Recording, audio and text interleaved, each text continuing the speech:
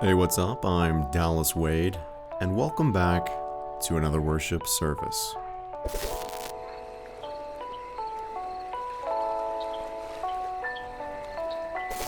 What makes a good argument and a bad argument?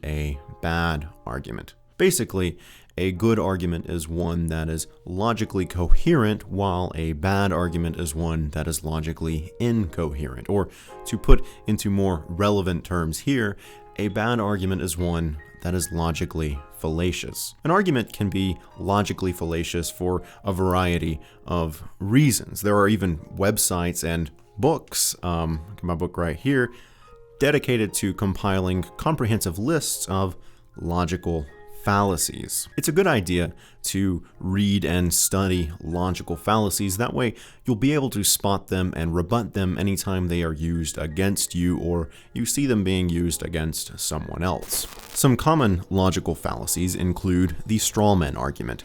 This is when someone misrepresents someone or something and then argues against that misrepresentation instead of the actual person or thing that they are referring to. The argument from ignorance. This is when someone argues that something is true simply because there is no evidence that it is false, or someone argues that something is false simply because there is no evidence that it is true. The ad hominem argument. This is when someone tries to discredit someone else's argument by attacking the person instead of their actual argument. If you've ever watched a political debate or engaged in a debate or argument either online or in person, then you have absolutely encountered and probably even used some ad hominem arguments. Someone will try to discredit their opponent's position by simply insulting their opponent's appearance or clothes or car or job or family or education when it is completely irrelevant to the argument at hand. This happens all the time, and it's usually just a little comment thrown in out of spite with very little time or thought put into it. However, that is not the case in this video that I ran across recently, which was produced by the Christian YouTuber Matt Powell. The video is titled Atheist YouTubers Stuck in Fantasyland. As soon as I saw this video, I knew that I wanted to share it with you guys because I think it is the most perfect example of an ad hominem argument that I have ever run across. So let's check it out. One of the things that has really stuck out to me recently is the fact that these atheists that I'm dealing with on the internet, about 90% of them always have these posters of Final Fantasy or Mario Kart or Super Mario Brothers in their background of their videos. Atheists are not the only YouTubers who have fantasy posters in the backgrounds of their videos. It's pretty common for YouTubers of all types to have fantasy posters or figurines or merchandise scattered throughout the backgrounds of their videos, including Christians. In fact, most people are Christians, so when you see all of those YouTube channels dedicated to reviewing and talking about comic books or video games or Disney movies, and they have hundreds or sometimes thousands of dollars worth of Disney merchandise in the backgrounds of their videos, chances are they're Christians because, again, most people are Christians. And even aside from the Christian YouTubers dedicated to talking about movies and games, there are also plenty of Christian YouTubers dedicated to talking about Christianity who also have posters and merchandise in the backgrounds of their videos. So why are you trying to make this an exclusively atheist YouTuber practice when it's just common practice for YouTubers? And even though I don't do this and you don't do this, there's still nothing wrong with other YouTubers decorating their backgrounds. They're just trying to express themselves and make some kind of a connection with their audience. There's nothing wrong with it. This to me is kind of like a dead giveaway because these people, they're obviously living in a fantasy land by believing that the world popped into existence uncaused with no God. I mean, that in and of itself requires belief in magic, belief in superstition, if you will. I am an atheist, but I don't believe that the universe popped into existence uncaused. That's such a common misconception. I don't know where the universe came from. I don't even know if the universe had a beginning. I don't have those answers, and I'm not going to pretend like I do. Now, I know that Christians say that they have the answers, and they think that this gives them some kind of upper hand, but your answers come from a book that doesn't even know what stars are. It comes from a book that doesn't even know that the sun is also a star, or that the earth orbits the sun and not the other way around. around. So, I'm not going to take the Bible at its word that it has the answers for the origin of the cosmos when it doesn't even understand the basics of the cosmos. I don't have an answer, and you may not like that, but I would rather admit that I don't have an answer than latch on to a bad answer. But the fact is that this crowd has really never grown out of Toon Network. They haven't grown out of Nickelodeon. I've actually never in my life watched Nickelodeon, and I also don't know what Toon Network is. Is that like related to Cartoon Network? I'm not really sure. I didn't really watch much TV when I was a kid. We had PBS Kids. That was all that we watched. We didn't have all those, premium channels. We just had the rabbit ears. But so what if adults enjoy innocent, family-friendly content? What's wrong with that, Matt? Like, when somebody turns 18, are they supposed to just switch from the Disney Channel to Adult Swim? Now that I'm an adult, am I supposed to not read the Chronicles of Narnia? Am I supposed to just start reading Game of Thrones? Am I not allowed to watch VeggieTales? Do I have to watch Sausage Party?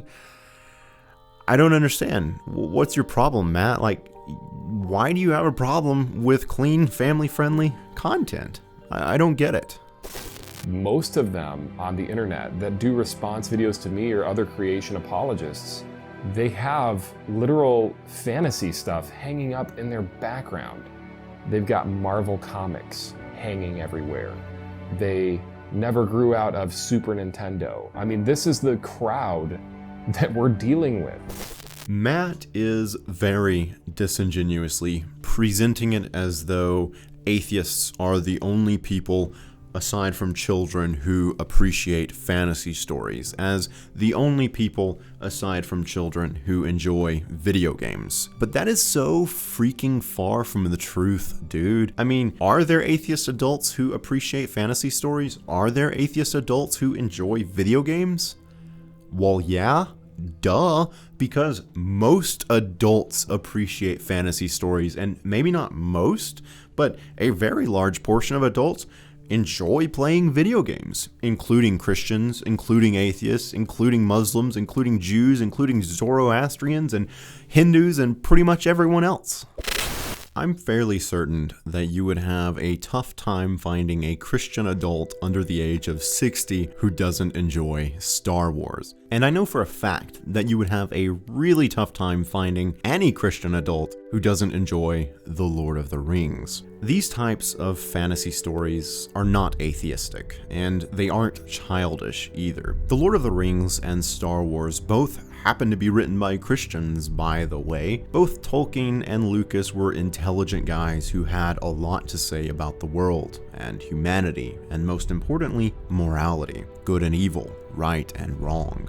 The Lord of the Rings and Star Wars, like most popular and influential fantasy stories, are parables. They're cool stories, sure, but the stories don't exist just to be entertaining. They exist because they want to say something to their audience. They exist because they want to teach us something. And they do a great job of that. And that's why these stories stick with us. That's why we want to hang a poster on our wall. That's why we want to get tattoos or figurines or bumper stickers, to remind us of these stories, to remind us to be humble like Aragorn, to remind us to be forgiving like Luke, to be loyal like Sam, to be mindful like Qui-Gon, to be sacrificial like Boromir, and to redeem ourselves like Anakin. These stories are powerful. These stories are deep. And while it's important that we share these types of stories with our kids, it's also important that we keep these types of stories with us forever.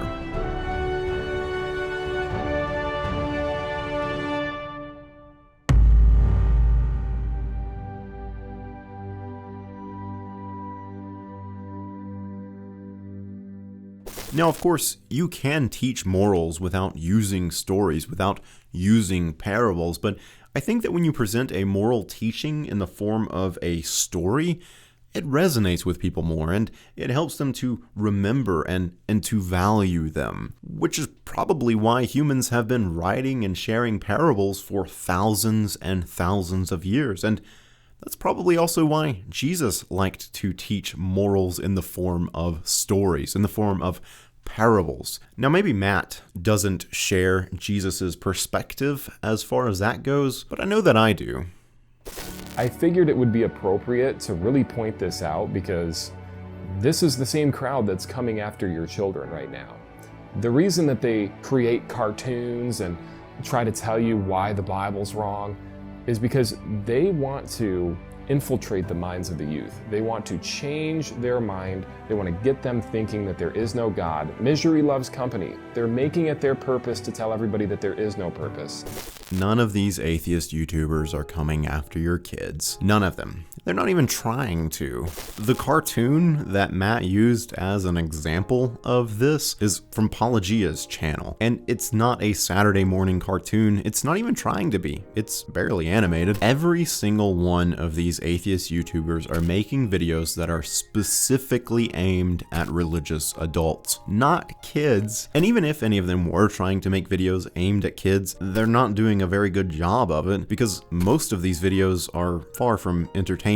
They're talking about theology, they're talking about biology, psychology, science, and history. They're very informative, but they're not entertaining, and they're not trying to be. If I wanted to infiltrate the minds of the youth, I would probably make an animated show with talking vegetables. Oh, dang it. The Christians already did that. Christians invest billions and billions of dollars into entertainment, events, and campaigns specifically and exclusively targeting children. Christians are very literally trying to infiltrate the minds of the youth, and they've been doing it for centuries. Atheist YouTubers, for the most part, are just trying to help Christian adults leave the indoctrination that Christians forced into their minds when they were children. If you are actually worried about children's minds being infiltrated, then you should get that log out of your own eye before you start looking for specks in others. And if you have children that have been influenced by these guys, just point out to your kids that these are a bunch of adults that have never grown out of childhood. Why else would they have Dragon Ball Z in the background? Or Star Fox? I mean, it just, to me, it's a dead giveaway. We're dealing with a crowd of people that are literally stuck in their childhood and they've never grown out of it. I already addressed why stories are so influential and meaningful and important, so I'm not going to repeat myself. But even putting that aside, so what if adults enjoy something because it's strictly entertaining or funny or cool? What's wrong with that? Are adults not allowed to laugh? Are adults not allowed to appreciate art or entertainment? What about music? What about sports? What about hobbies? And even if some of these people specifically watch some of these shows or movies or play these video games simply because they were some of their favorite things when they were kids, what's wrong with that? Is nostalgia a sin? Is it a crime to look back and remember things from our childhood? Is it wrong to hold on to memories? Obviously, we shouldn't be stuck in the past. It's important that we learn and grow and progress, but part of doing that, part of growing, is looking back and remembering all the people that we used to be. And if hanging up a poster or watching a movie or putting some Lego sets on a shelf helps us to do that, then what's wrong with that? If you have a problem with all of that stuff, Matt, then you don't just have a problem with 90% of atheist YouTubers, you have a problem with over 90% of the entire world's population. So good luck with that crusade. You know, it just, to me, I don't even know what to say. Internet atheists and non-believers, I tried, okay? I tried my best. I can honestly say that I've tried my best to help you understand the world around you. If you don't want to understand the world around you, if you want to continue living in Toon Network land or Nickelodeon land, like your posters have demonstrated, I can't help you. You have to grow out of childhood into adulthood. The Bible says that when I became a man, I put away childish things. When you have posters of literal Nickelodeon, Spongebob, Patrick, Squidward in your background, that is such a dead giveaway that you've never grown out of Marvel Comics, that you've never grown out of PBS, that you've never grown out of the things that you need to grow out of. I don't do these videos to be condescending towards you if you are one of these folks. I simply point this out because it's kind of the elephant in the room. I mean, when you're going around saying there is no God, and proclaiming this while you have posters of literal kids material on your wall as a 40 or 50 or 60-year-old man or woman, grow up.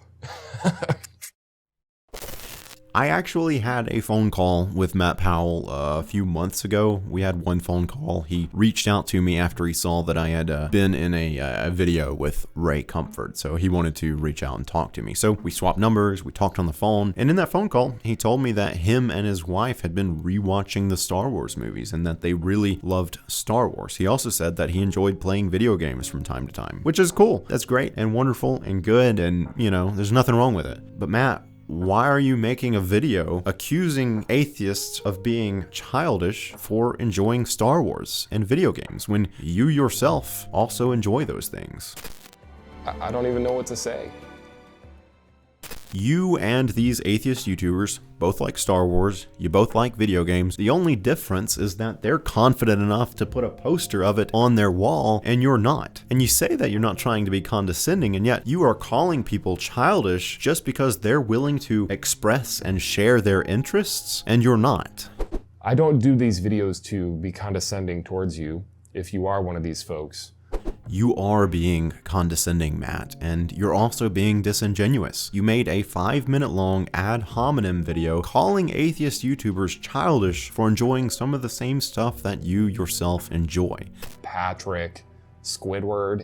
I have heard a lot of bad arguments from Christians, and I've also heard a lot of bad arguments from atheists. But now, this video from Matt Powell, this 5-minute long ad hominem argument, is the new worst one that I have ever heard. And I don't know if Matt realizes this or not, but putting out that type of content is just making Christianity look really, really bad. And if any Christians are sitting on the fence and they come across stuff like this, it could easily be the final push to get them out of the church, which is also part of why I'm sharing this video, so thanks for that, Matt. But I'm also sharing this video because I think it serves as a great example of how to not argue, no matter who you are, and no matter who you're arguing against, whether you're arguing against politics or religion or social issues. Don't attack them as a person. Don't insult the clothes that they're wearing or their appearance or the car that they drive or the home that they live in or the job that they keep. Don't insult the music that they listen to or the movies and shows that they enjoy watching. Don't do that. That stuff is irrelevant to the argument at hand. And if you're bringing that kind of stuff into the argument, then you clearly can't defend your position, whatever your position happens to be, and you've already lost the argument. There is no God, Squidward. Don't forget to like, comment, and share. Also subscribe and activate that little bell icon if you haven't already. Go follow me on Twitter, Instagram, and Facebook if you'd like to keep up with me behind the scenes. And if you'd like to help support what I do, you can pledge to my Patreon or leave me a tip on Cashapp. Links and information for all of that stuff is in the description down below. Thank you for all of your support, and I'll see you in the next worship service.